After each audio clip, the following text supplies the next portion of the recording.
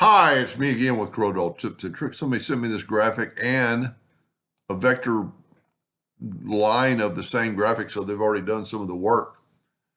But they stated in their email, I would like to not engrave the objects, leaving them high, which would be not engraved, and remove the background. Does this make sense? Kind of. So this is normal engraving. This is reverse engraving, but it's a little bit changed over this. So what we're going to do, because it's to your discretion, to your what you think look good. So I'm going to do it two different ways. One of them is just I have a rectangle that I built around the object, and this is called reverse engraving, where you engrave this part. Now, if that's good, then you're good to go. But I need to back up because I've already fixed something. No, I didn't. I haven't done it to this yet. So this would be inverse engraving. So everything white is going to be the color of the wood. But you need to do something. So this is typical reverse engraving. But then what do you do up here? Two things you could do. I mean, we take the Smart Fill tool and fill that in, and then you've got some extra parts. Or we could take this. Let me see how big this is. It's only 3 inches wide. Let's make it 4 nudge factor. And for the one I'm doing it for, change your duplicate distance to 0, 0. That's a little one of my pet peeves. Go up to object and group and okay, it's not a group. Let's grab, I'm grabbing the black box is what I'm doing. And now I've got it. Go up to object group and ungroup it. Now we're going to go ahead and bring this back so we can kind of see what I'm doing. And I am going to grab this shape right here and actually change it to make it look more real. Now, one thing good about this right here, we can now save us a lot of time by selecting all these little parts and making them black. Okay? Because we're going to do some configuring on this, or whatever you want to call it. I'm going to kind of change the skull. I'm going to take a 2-point line, and he is set on hairline, and I'm going to go like from there to there. Okay, it's not a hairline. He doesn't draw on hairline. So let's fix that. That's a big deal. So I'm going to hit F12 on the keyboard, have graphic picked, and just pick hairline.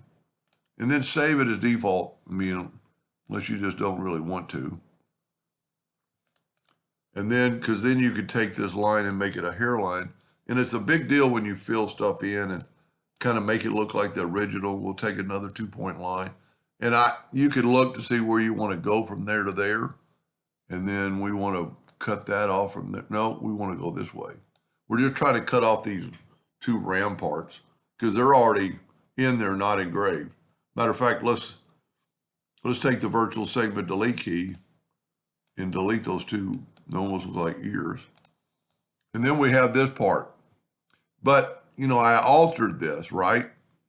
So what I'm going to do is I'm going to take a rectangle or a square, and I'm going to fill this in. I'm going to nudge it over. And then I'm going to fill that in and nudge it over. And now I've got a new outline. Left click, right click, and we can get rid of this outline because this outline has some broken pieces. Well, I'm going to have to go up to object and break the curve apart and just get this outline. So you see my broken pieces that I put in there. Now we could bring this object back and so we've already got some inner black pieces. So we don't want to smart fill that. We want to smart fill something else.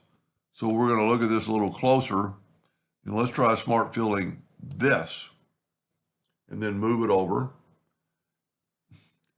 I don't know if that's what he wants, but that would be reverse engraving. So everything that is white,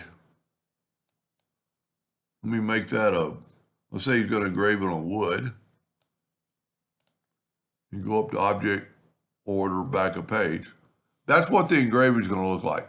This is the wood, and everything else is taken away. Now, the downside in that, well, it's only 3. I mean, if it's truly only 3 inches, that's not that much of engraving. But if you wanted to, let me get rid of the fill. If you wanted to just not have so much of this to engrave, and so what I'm going to do first, just so I won't mess up, I'm going to get rid of that. I'm going to get our smart fill and move it out of the way. And I'm actually going to take these little bits and pieces out of the way. So this is what we want to work with. I'm going to take my rectangle away. And I'm going to take this, and because it's broken apart, it's going to make a boundary. So I'm going to move the boundary down there. A lot of people say I don't need to do this, but I feel it works better. Because one, you can change your boundary and then go back. So I'm going to go to Effects and Contour. I'm going to contour the outside. Let's go 0.2, see what happens. So you could do something like that and then break the contour apart and grab this and, okay, go up to Object and break the curve apart and get rid of that centerpiece. Put this head back in and then hit this. Okay, our ear deals went away.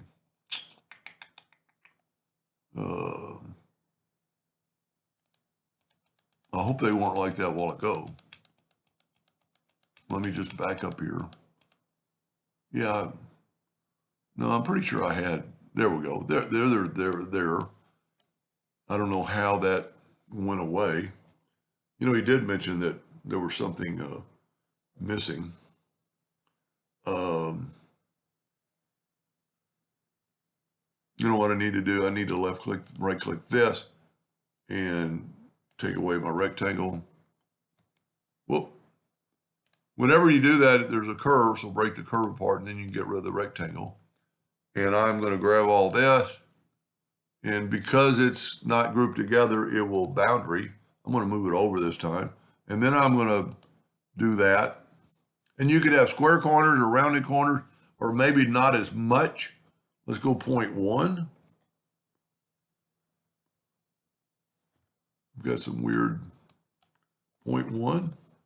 So you just got a little bit. Go up to Object, break the contour apart, grab our contour, always move the contour out of the way because you're going to have some inner parts.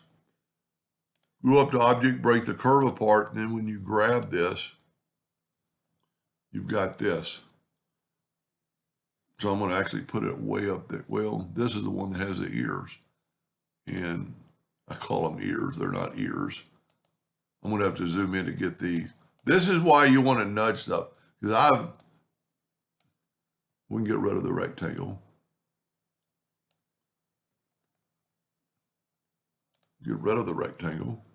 And then we can smart fill just this boundary. And you could change it to any size. That's pretty cool. I would change this maybe down here, and we could very easily do that. You know, if I was gonna engrave this myself, you know, I'll tell you what I would do here. I would go right click and break it apart. Right click and break it apart. Then you can take the virtual save and delete key and get rid of that line. Get your 3-point curve line and go from that node to that node, holding down the control button so you get a perfect curve. And now look what it looks like when we smart fill it. That's pretty cool and not that much to engrave. You know, you're not taking away stuff. Now, he also, and somewhere in the logo, there's RAM inspection. You could work that into there and do the same thing. The only other thing I would suggest for the one doing it is that these lines are not very nice. this would be very easy to change and make circles. And for the one I'm doing it for, if you'd like help on that, I'd be more than happy to help you with that too. It's only 3 inches. It's probably not going to be noticeable. But see how everything else is sharp and vector? And this is a vector, except for, if we fill this in with, let's fill it in with blue, and it'll really show off the bumps. And let's left click, let's right click in red. That's pretty bumpy. That would be extremely easy. I've got a busy day tomorrow, but I might even make a second video, even if he doesn't ask for it, just to show other people. Anyway, I hope that helped him a little bit. Thank you for watching.